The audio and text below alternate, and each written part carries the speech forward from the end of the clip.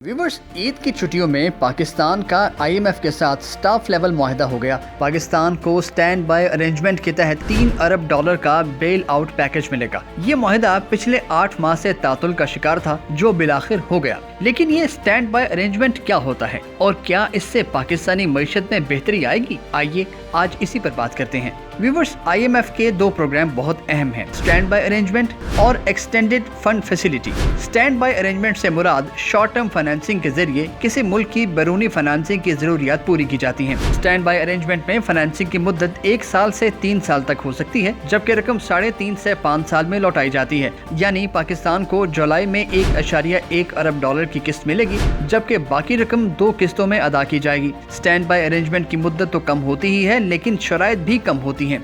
ये लोन उस वक्त दिया जाता है जब कोई मुल्क पहले से रिफॉर्म यानी इस्लाहाती प्रोग्राम पर चल रहा हो, मगर उसे मुकम्मल करने के लिए उस मुल्क को कुछ मजीद मदद चाहिए हो, जैसा कि पाकिस्तान। स्टैंड बाय अरेंजमेंट में शराइत चाहे कम हो, लेकिन शराइत तो हैं, जिनमें बिजली और गैस पर सब्सिडी खत्म करके उनकी कीमत में इजाफा है, पेट्रोलियम मसनूआत पर लेवी बढ़ाना और मजीद टैक्सेस लगाना है। पाकिस्तान ने हालिया पेश करदा बजट में 1.34 अरब के नए टैक्सेस शामिल करने का फैसला किया है, जिसका ज्यादातर असर तनख्वाहदार तबके पर पड़ेगा।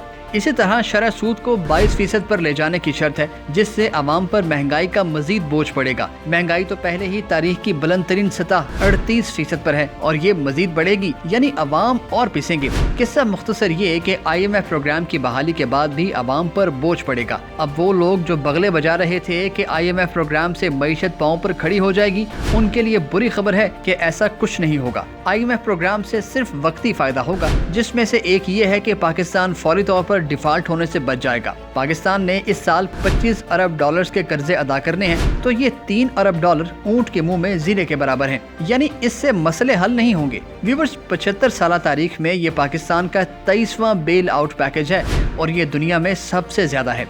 ये एक पैटर्न है, जब भी IMF प्रोग्राम मिलता है तो थोड़ी सी ग्रोथ दिखाई जाती है, 1.5-2 साल के बाद इकोनॉमी कोलैप्स करने लगती है और एक बार फिर मालियाती इदारों से बेल आउट की दरख्वास्त कर दी जाती है। ये सिलसिला चलता आ रहा है।